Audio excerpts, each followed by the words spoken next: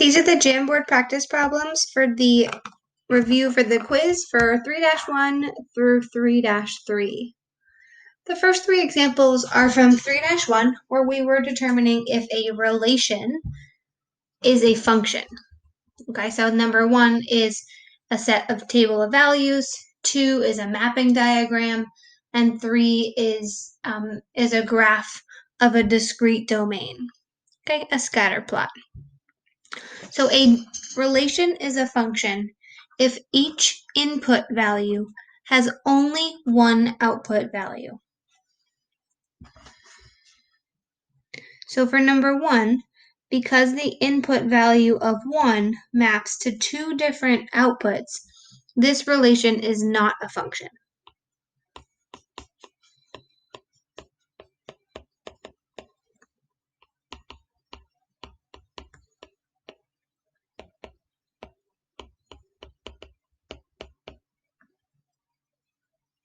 Number 2, each input value, 0, 4, and -17, maps to only one output value.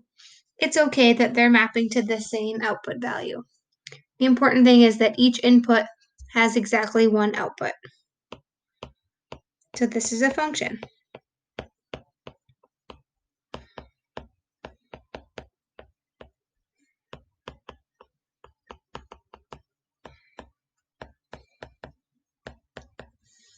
For number 3, it's a graph, so we can utilize the vertical line test. So if I drew vertical lines, at no point do any of these vertical lines intersect the graph, intersect those points at more than one spot, which makes this a function because it passes the vertical line test.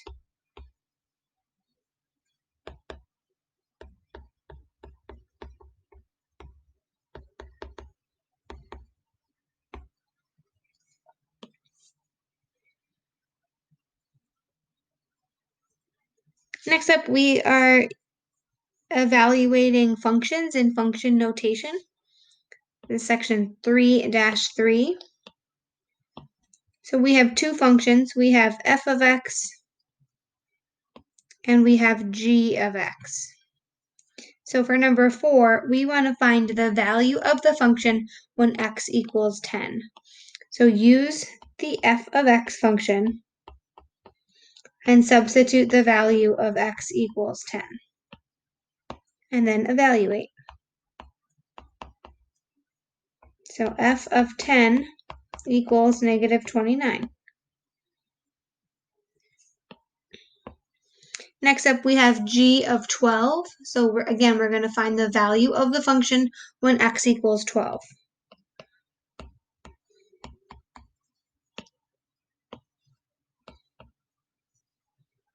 Some of you are trying to eliminate the fraction here. We can't do that when we're evaluating, just when we're solving. So we're going to multiply 2/3 times 12. We can cross cancel if you'd like. 12/3 is 4/1. 2 times 4 is 8. So g of 12 equals 4. 8 minus 4. For 6, we're trying to find the value of x when the function equals 16. So use the f of x function and solve for x.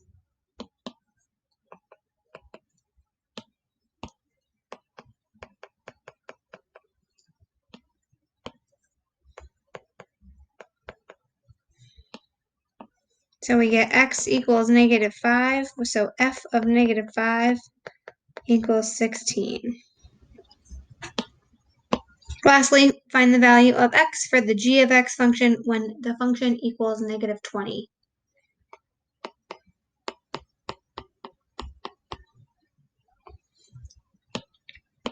So first we want to add 4 to both sides.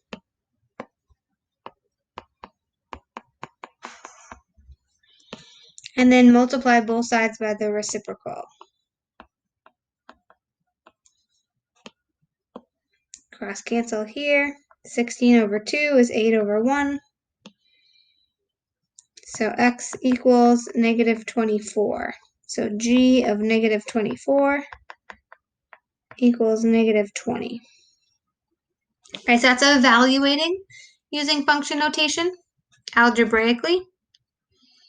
The next three problems are evaluating using function notation graphically. I'm going to try to color code these to help us correspond the point that the function is referring to and the graph to the right. So f of negative 4, so we want to find the value of the function when x equals negative 4. Which corresponds to this point here. That y value is negative 5. So f of negative 4 equals negative 5. Number 9, we're given the x value. We want to find the corresponding y value. So find where x equals 1 on the graph. So the y value at that point is also 1.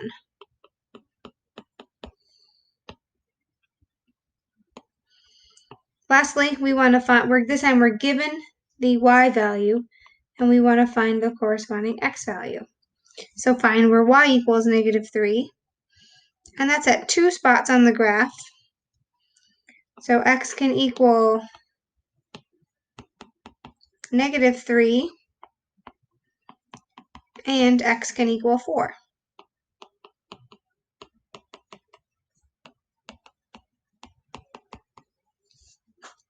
Okay, that's evaluating functions using function notation graphically.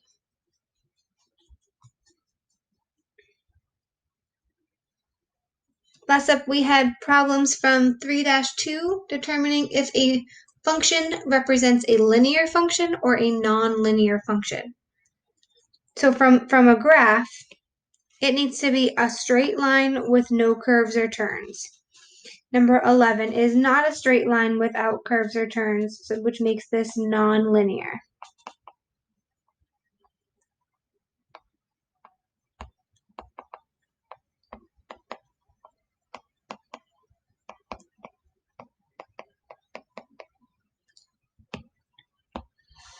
Number 12, so with a table of values, we want to see if there's a constant rate of change. So check to see how the x values are increasing versus how the y values are increasing. So because it is a constant rate of change, as x increases by 1, y increases by 2, makes this a linear function.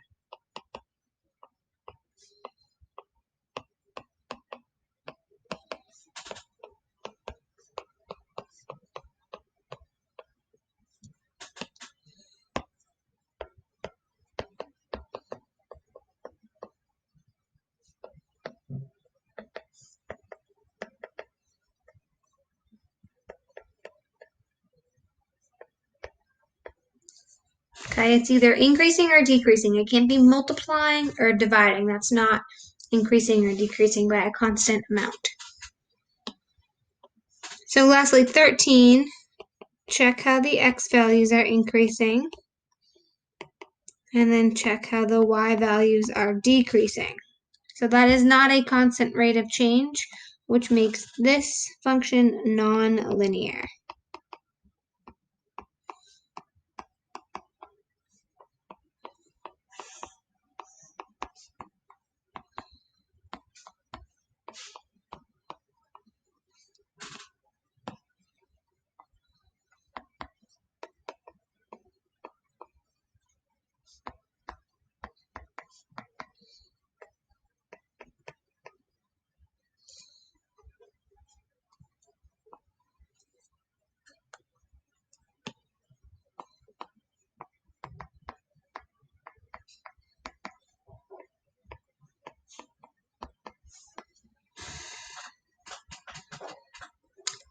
That's it for the Jamboard practice review for sections 3-1 to 3-3.